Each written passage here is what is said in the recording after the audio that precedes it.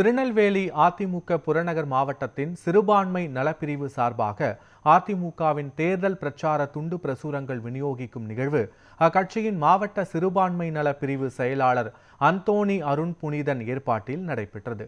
தமிழ்நாடு சட்டப்பேரவை தேர்தலை முன்னிட்டு அதிமுக சார்பில் தேர்தல் வாக்குறுதிகளை மக்களிடம் கொண்டு சேர்க்கும் பணிகள் தீவிரமாக நடைபெற்று வருகின்றன.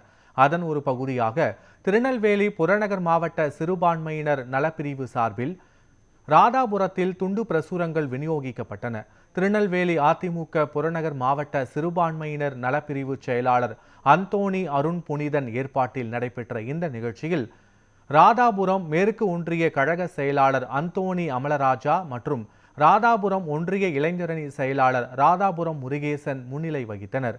சிறப்பு அழைப்பாளராக கழக அமைப்பு செயலாளர் வழக்கறிஞர் AK சீனிவாசன் அவர்கள் தேர்தல் வாக்குறுதிகளுக்கான துண்டு பிரசுரங்களை வழங்கினார்.